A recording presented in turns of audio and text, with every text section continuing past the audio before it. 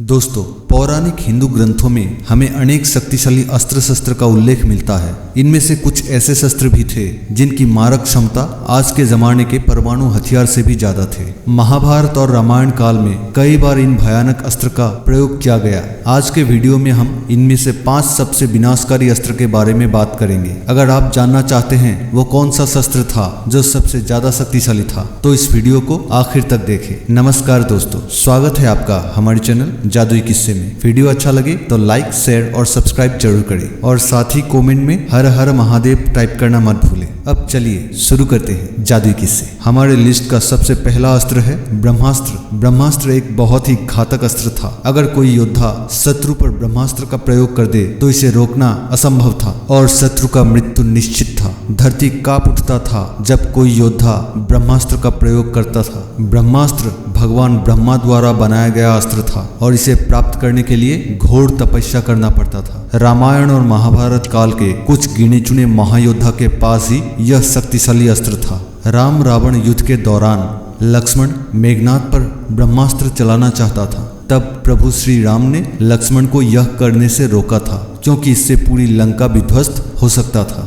लक्ष्मण के अलावा विभीषण के पास भी ब्रह्मास्त्र का ज्ञान था। महाभारत काल के कुछ महायोद्धा अर्जुन, कर्ण, द्रोणाचार्य, कृष्ण, प्रद्युम्न और युधिष्ठिर के पास ब्रह्मास्त्र का ज्ञान था। महाभारत काल में एक बार अश्वत्थामा ने अर्जुन पर नारायण अस्त्र चला दिया था। तब इसे रोकने के लिए अर्जुन ने ब्रह्मास्त्र का प्रयोग किया। तब वेदव्यास जी ने कहा था, इन ब्रह्मास्त्र को अगर रोका नहीं गया तो पूरी सृष्टि विध्वस्त हो जाएगा। इसी बात से हमें पता चलता है कि ब्रह्मास्त्र कितनी भयानक तबाही मचा सकता था। हमारे सूची का अगला शस्त्र है नारायण अस्त्र, जो भगवान विष्णु का अस्त्र है। भगवान विष्णु इसका प्रयोग भयानक दानवों की अत्याचार से सृष्टि की रक्षा करने के लिए किया करता था।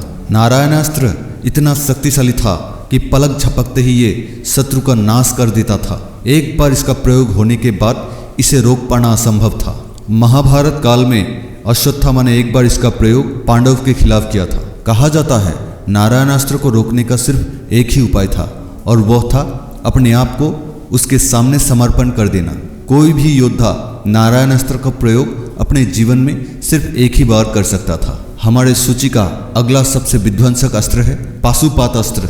पाशुपात अस्त्र भगवान शिव का एक प्रमुख अस्त्र है जिसका 4 शूल था। पाशुपात अस्त्र एक विध्वंसक अस्त्र है जिसके प्रहार से शत्रु का बच पाना असंभव है। पाशुपात अस्त्र इतना शक्तिशाली था कि पलक झपकते ही यह अस्त्र संपूर्ण सृष्टि का विनाश कर सकता था। महाभारत काल में यह अस्त्र अर्जुन ने अपने घोर तपस्या से शिव जी को संतुष्ट कर प्राप्त किया था।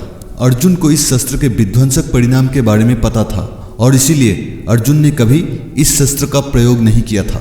रामायण काल में मेघनाद के पास भी यह अस्त्र था। इसी शस्त्र का उपयोग कर एक बार भगवान शिव ने त्रिपुरासुर द्वारा निर्मित 3 शहर एक क्षण में विध्वस्त कर दिया था।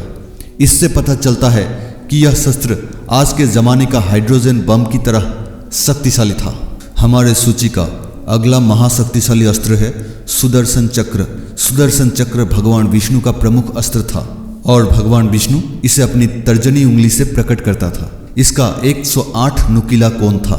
सुदर्शन चक्र एक ऐसा घातक हथियार था जो एक बार छोड़े जाने पर शत्रु का नाश करके ही वापस लौटता था। सुदर्शन चक्र के निर्माण को लेकर लोगों के बीच बहुत सी कहानियां प्रचलित है।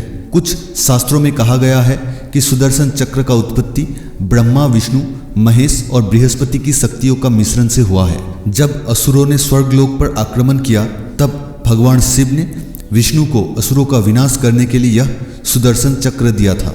एक ऐसी कहानी भी प्रचलित है कि सुदर्शन चक्र का निर्माण भगवान विश्वकर्मा ने सूर्य की धूल से किया था। सुदर्शन चक्र का संचालन मन की गति से की जाती है और पूरी ब्रह्मांड में इससे बचने का कोई स्थान नहीं है।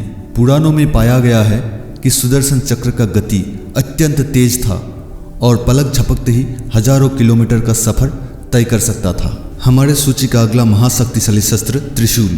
भगवान शिव का मुख्य अस्त्र त्रिशूल था। महादेव इस घातक अस्त्र से अनेकों शक्तिशाली दानवों और राक्षसों का वध किया था। त्रिशूल को महादेव अपनी मानसिक शक्ति द्वारा संचालित करता था। इसीलिए त्रिशूल अपने शत्रु का विनाश कर वापस शिव के समक्ष आ जाता था। विश्व में ऐसा कोई देव या दानव नहीं था जो इस त्रिशूल का ऊर्जा सहन कर सके। मान्यता है कि त्रिशूल के तीनों शूल उत्पत्ति, पालन और संहार का प्रतीक है। प्राचीन काल में इनके अलावा भी ऐसे बहुत सारे भयानक अस्त्र शस्त्र थे जिनके बारे में हमने आज इस वीडियो में चर्चा नहीं किया, जिनमें प्रमुख है ब्रह्मशीर, वज्र, वैष्णवास्त्र, भार्गवास्त्र, महेंद्रास्त्र, इंद्रास्त्र, आग्नेयास्त्र, गरुड़ास्त्र इत्यादि। इन शस्त्रों के बारे में हम फिर किसी और वीडियो में विस्तार से बात करेंगे। इनमें से कौन सा शस्त्र आपके हिसाब से सबसे शक्तिशाली था, कमेंट करना मत भूलिए। अगर आपको हमारा वीडियो अच्छा लगा तो इसे लाइक, शेयर और सब्सक्राइब करना मत भूलिए। धन्यवाद।